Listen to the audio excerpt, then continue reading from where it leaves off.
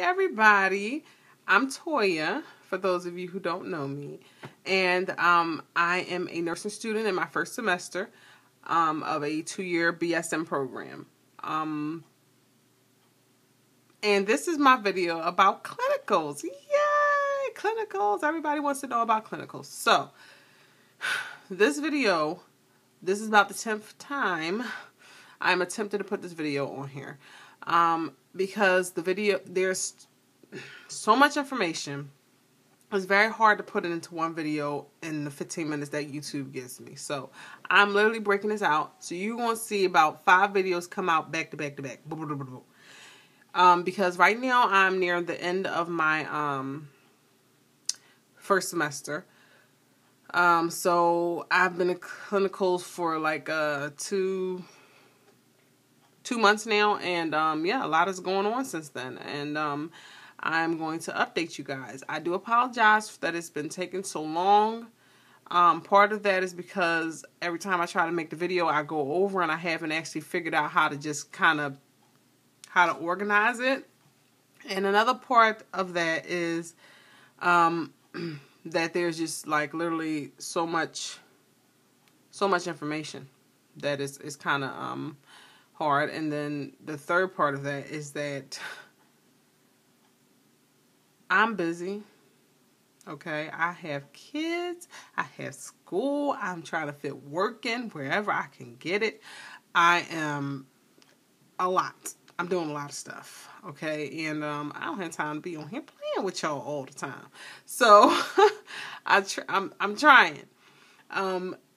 If I don't, if it takes a bit, just forgive me, bear with me. Note that I am making it through this thing, and I will update you guys. So this video is going to be about the first day of clinical.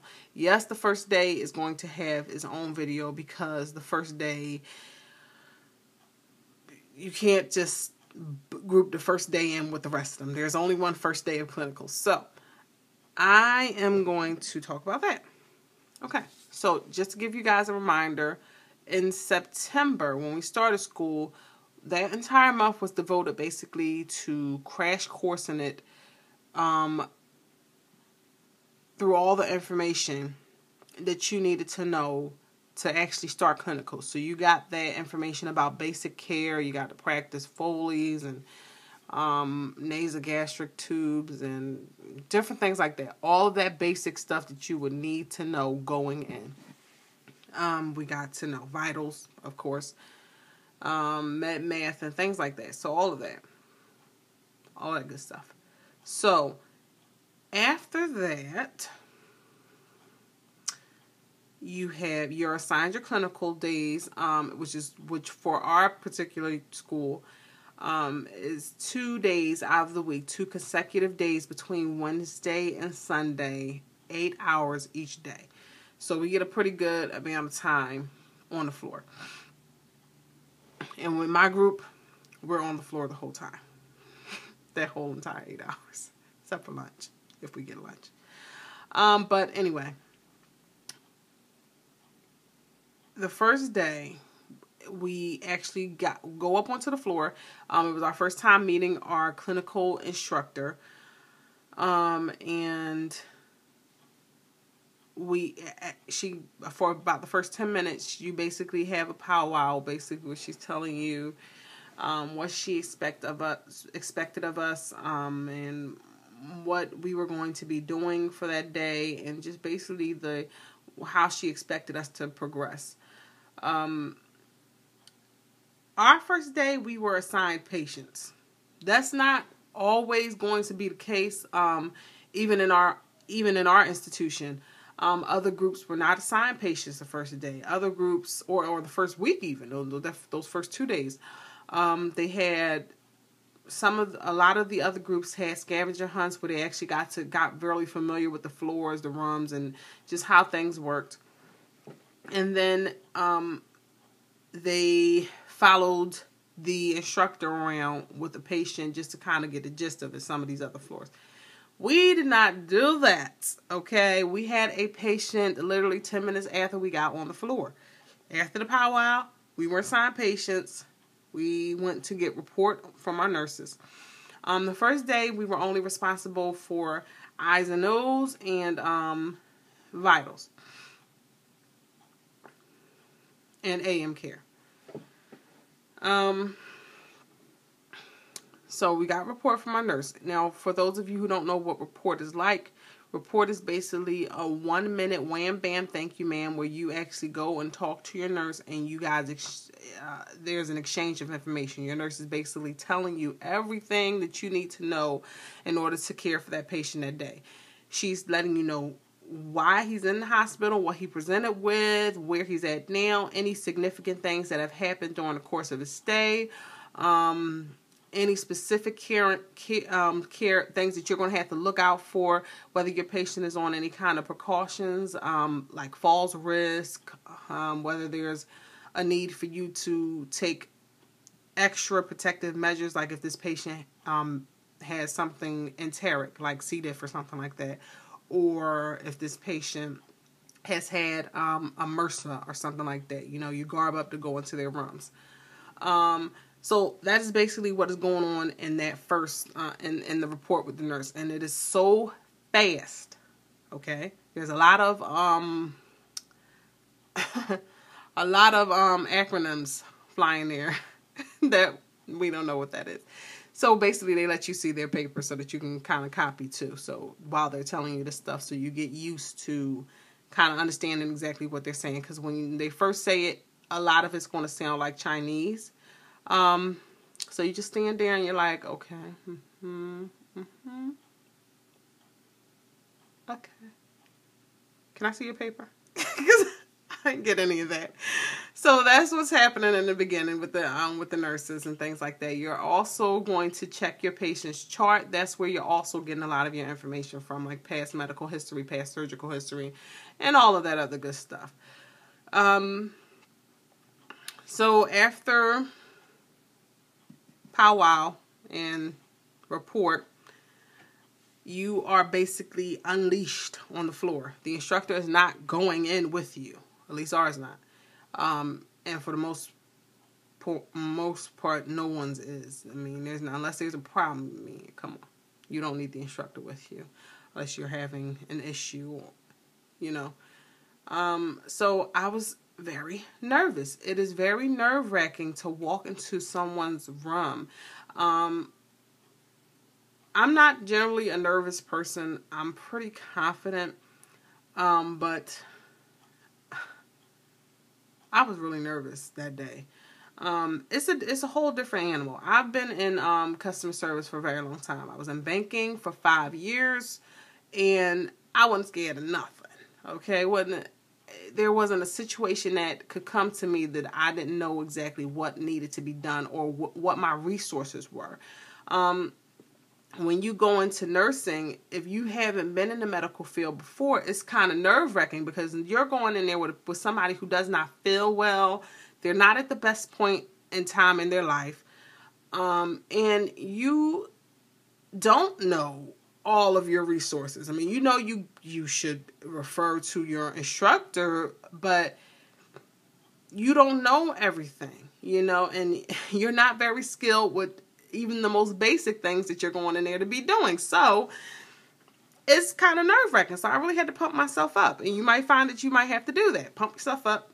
You can do this, okay? So I went into the patient's room finally after standing outside of the door talking to myself for about 3 minutes or so, like trying to figure out, do I just knock on the door? Do I just go in here? You know, what am I doing? And I get in there. And it's dark because it's still the crack of dawn. Sun is not coming up yet.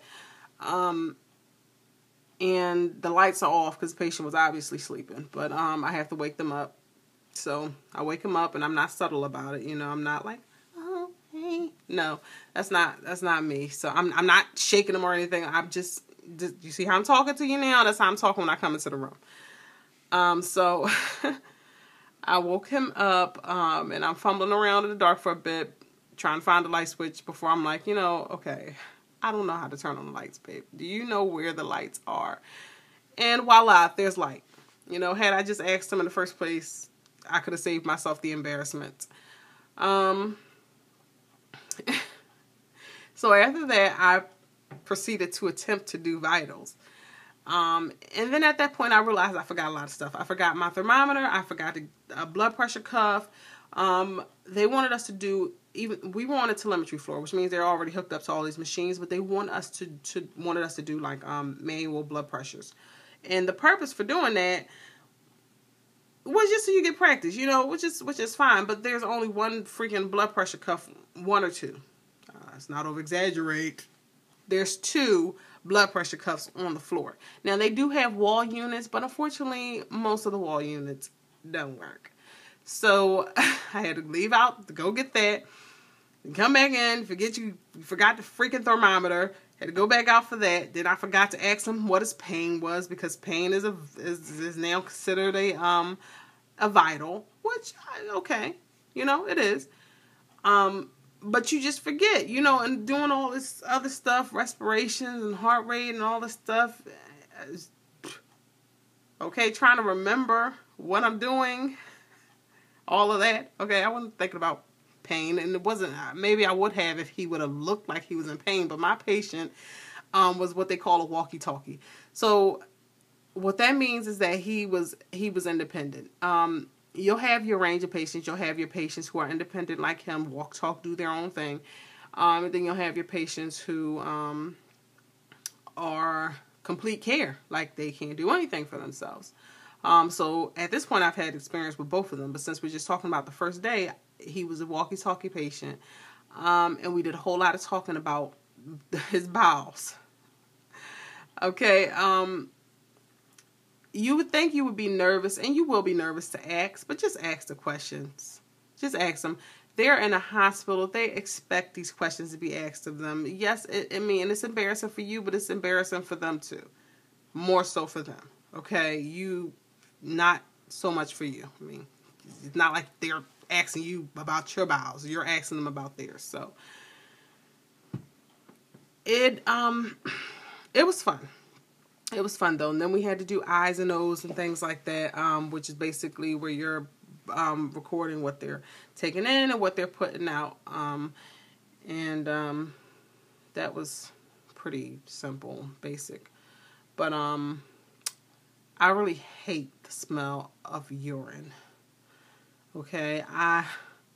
That is some strong smelling stuff. Okay? I'm thinking I'd be afraid of poop and stuff like that. Urine, ugh. God, I hold my breath every time. One day I'm going to pass out. But I hold my breath every time. It's too much. But that is basically what the first day consists of. The whole purpose of the first day was basically to get you comfortable with talking to your patient. It is getting you comfortable with that patient-nurse interaction. And then there's charting. That's also a whole nother issue. Because you would think that what is as important as documentation is, the system that you have to document on will be user-friendly. But it's not. It's a pain in the behind. You know, hopefully you guys, when you go to school, it's easier to document things. But literally, I mean, by the time you are finished documenting, you want to slap that computer onto the floor. You really do. So that is basically the first day. Okay, you'll make it through it. You are going to be nervous. Your knees might be shaking. But my advice to you is to strap up your boots, pull up your big girl undies, walk in that room and do what you got to do. Fake it, baby. Fake it till you make it. Your patient don't know the difference. Fake it. If you're a shy person and you're soft-spoken and things like that, get yourself together. Okay, you're going to have to put a little bass in that voice, okay? Gotta go in there and pretend. They might figure out that you don't know what you're doing, but you go in there and pretend that you know what you're doing until you prove otherwise. Okay? The next video is going to be about the clinical assignments, because I really think that's important for you to know exactly what you're going to be doing. So, what your assignments are going to be like. So, thanks for watching. Watch the other ones. A lot more coming out after this.